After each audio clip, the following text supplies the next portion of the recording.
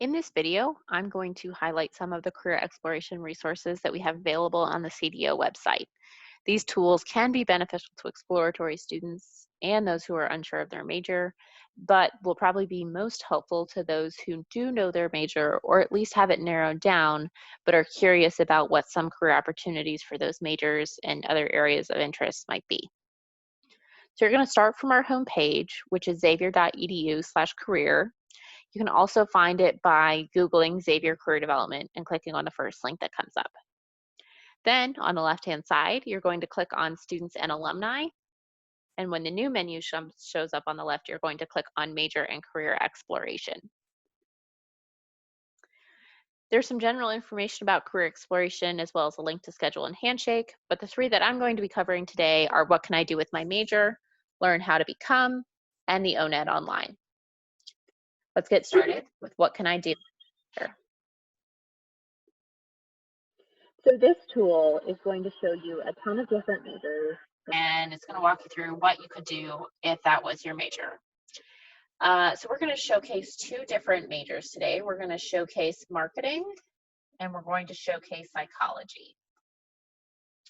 This resource is probably most helpful for those of you who already know what your major is going to be, or you think you know what your major is going to be, but you're unsure of what careers are available to you with that major.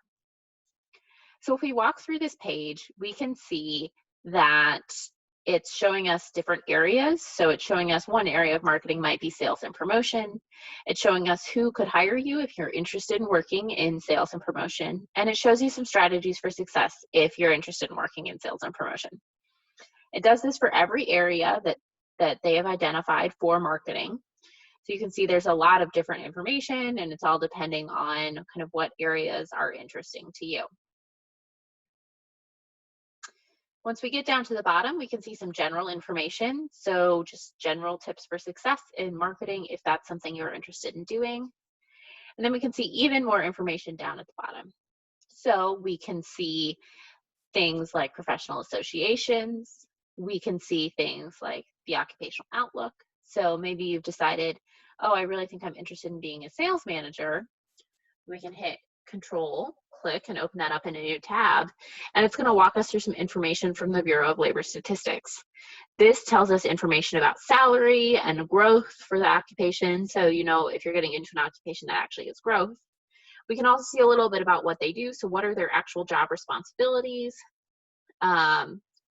Do they need any specific kind of education or training to get into being a sales manager?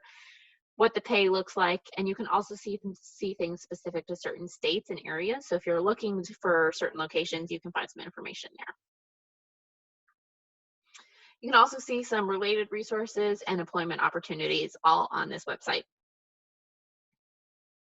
I'm going to jump over to psychology now. So here you can see it's a very similar layout to what we saw in the marketing. So again, there's going to be areas. So it's going to talk about human services, who those employers could be if you're interested in the human services realm, and then strategies for success in working in human services.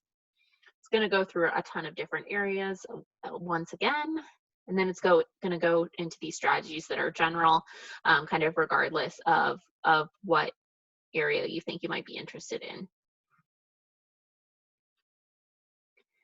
And then once again at the bottom, we see these professional associations. These will be more helpful to you as you advance in your path of study. So as you kind of go towards being a junior and a senior, and maybe even as a graduate student or after graduation, these would probably be more relevant to you then. But again, we see our occupational outlook, so we could click on any of these and learn some salary information and information specific to what it is that they do. We can find some related resources here and employment opportunities. So now we're going to jump over to Learn How to Become, which is another resource. And this is probably more helpful for those of you who might have a career path in mind but aren't sure exactly what steps you should take to get there.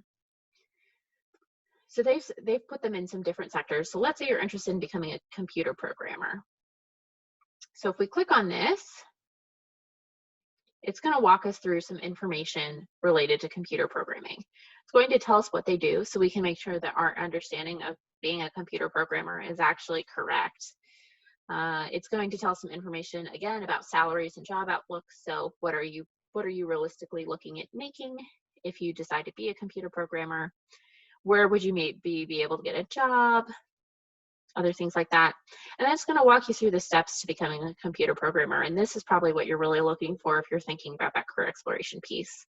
So it's talking about earning a degree. It's going to tell you if you need any kind of specific degree or things like that, if you need to have a specific focus, and other ways to stay competitive if this is a route you decide to go. It's also going to walk you through some different kinds of degrees. So can you get into a field with a different degree? Do you need a bachelor's? Do you need a higher degree? Things like that. It's also going to walk you through some similar degrees. So maybe you look at this and you think, that's interesting, but it's not exactly what I want to do. You can get some really good information through this.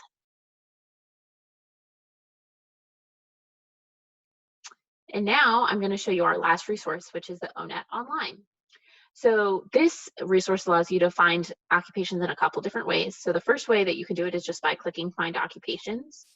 You're probably going to be more interested in the career cluster and industry areas. So if you have a general idea of maybe you'd like to work in education and training, but you're not really sure exactly what jobs are available in that career cluster, you can click Go and it's going to show you a ton of different options, all related to education and training.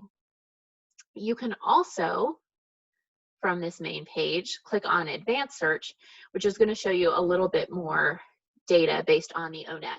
And the ONET is just a career assessment. So if you've taken the strong interest inventory and you know kind of what these things are and you know how you fall on that realm, you can always kind of filter that way.